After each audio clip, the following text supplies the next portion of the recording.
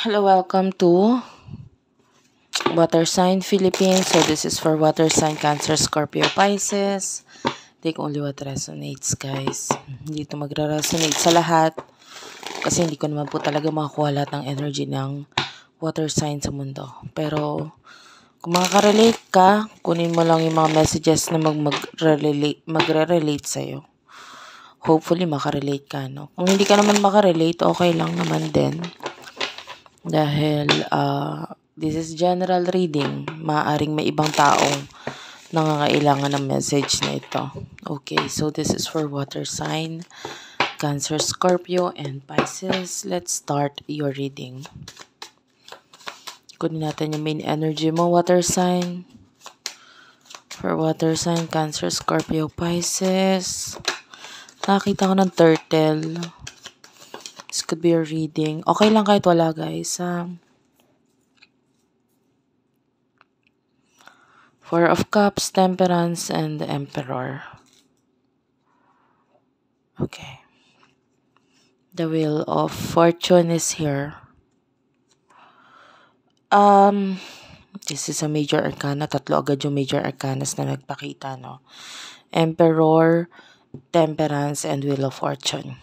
And you do have here the Four of Cups, Cancer, Scorpio, Pisces, Aries, Sagittarius energy. I feel like kung nasaan ka ngayon, komportable ka eh. Although, hindi pa naman masyadong, let's say na yung iba sa inyo pwedeng sa mataas kang posisyon. Iba sa inyo pwedeng, hindi man mataas, pero you feel na ikaw itong may power.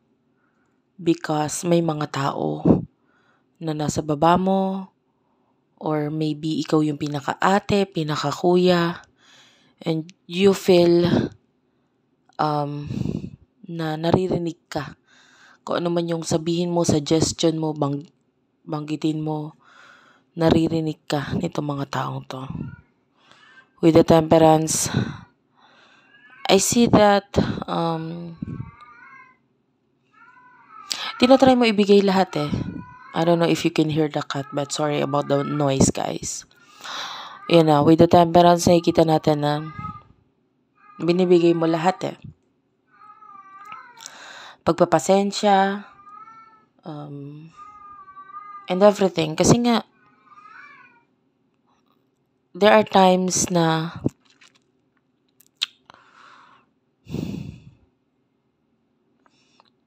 I feel like napapagod ka din.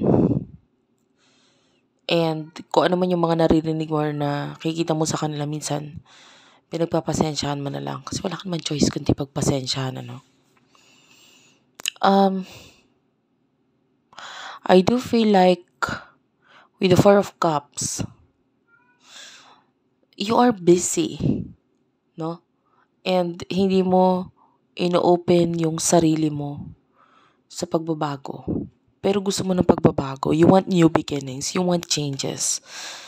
Pero masyado kang busy. Diba? And also at the same time, nag-enjoy ka pa naman sa kung nasan ka nga, sabi ko nga. So kung ano man ito mga new beginnings na ito, pagbabago na ito, okay lang din kahit hindi dumating kasi hindi ka naman naghahangad na mangyari agad-agad itong mga pagbabago na ito. Gusto mo, pero hindi agad-agad. Okay? By the way, I can see your angel guides guiding you. They are there na nakasupport lagi sa'yo, no? I don't know if you can feel them, but sometimes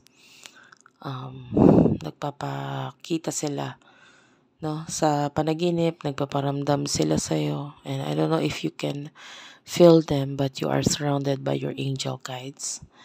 And kaya kahit anong dumating sa yung pagsubok, andyan lang sila eh.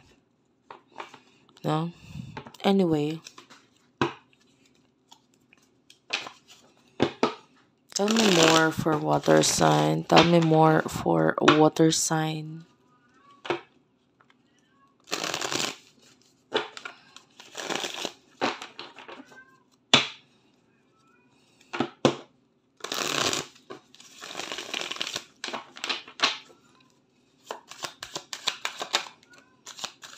Page of Pentacles, the Lovers, and the Eight of Swords. Bottom of the deck is the Magician and the Ace of Swords. Wow. Actually, kanina, ang nakuha mo sa bottom of the deck is the Wheel of Fortune. Now, you do have here the Magician. At sinabayan siya ng Ace of Swords, which is kanina, nakita natin yung Ace of Wands. So, parehong number 1 yan eh. Ace is number 1. Ito siya. Ngayon naman, Ace of Swords, number 1 pa rin.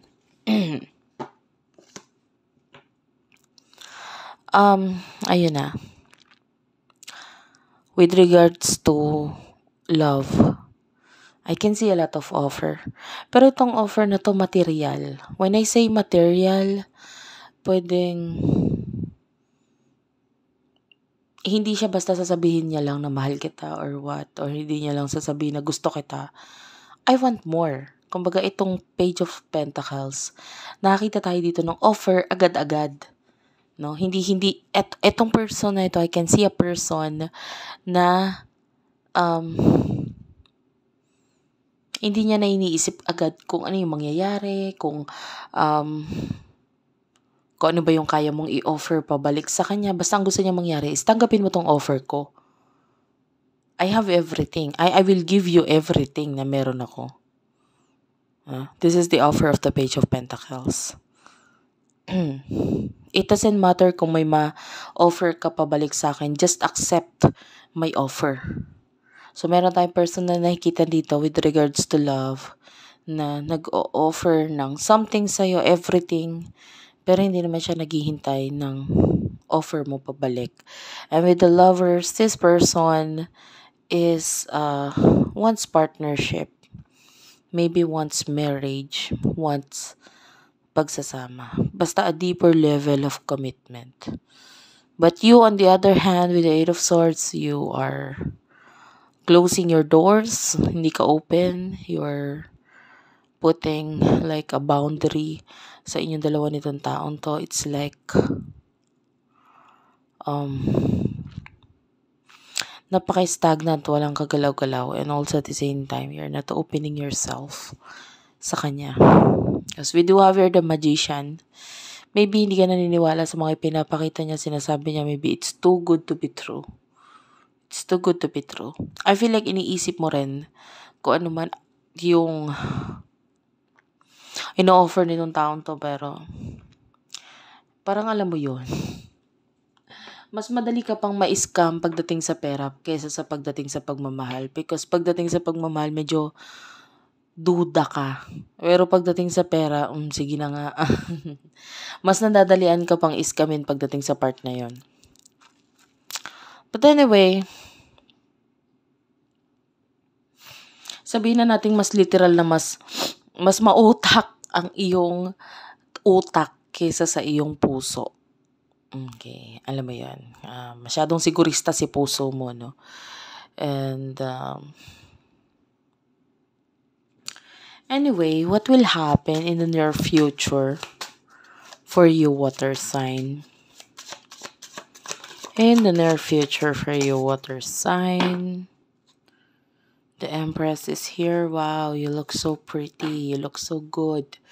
This is you loving yourself. This is you giving whatever you deserve. You feel like you deserve. You do have here the Queen of Cups. And you're giving the life, the love for yourself. Ikaw to. Both of these energies are your energies. Pagdating sa person or sa mga kakonect sa love, this is you with the Page of Swords. Mailap. And why? Because you do love yourself. Mas deserve mo ang pagmamahal, pero kung hindi lang rin naman nila kayang tapatan yung pagmamahal na binibigay mo sa sarili mo, wag na lang. No? The Justice card is here. Two of Wands and High Priestess. Ayan.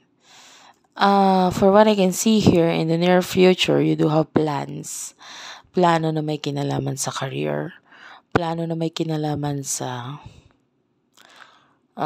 something like legal na plano. Which is with the High Priestess, nakikita natin na mas nakafocus ka sa iyong development alone, spiritually. I don't feel any person in the future for you, honestly, wala. If you're single, nag-stay pa rin as single. Yung iba, kung may karelasyon, sasabihin may karelasyon na, then maybe yung relationship ninyo mas nabubuo sa mga pagpaplano, walang na may kinalaman sa work or career, walang kinalaman sa love. But for some of you, possible na may kinalaman sa marriage, pero hindi agad marriage. Maybe pag paplano pa lang na may kinalaman doon, yung maybe ganito, kailangan natin mag-ipon, kailangan bago tayo ikasal, kailangan okay na lahat. So, you have this energy of pagiging wais, pagiging sigurista with you. And nahahatak din naman itong person na kakonect mo if you're in a relationship. And you do have the High Priestess. Maganda to, no? Ginagamit mo ang iyong spiritual knowledge in the near future. So, kung ano man yung, sabi ko nga, mga ino-offer, binibigay sa'yo in the near future, pag hindi mo naramdaman ang sincerity dito, hindi ko nakikita ang ino-open mo ang sarili mo.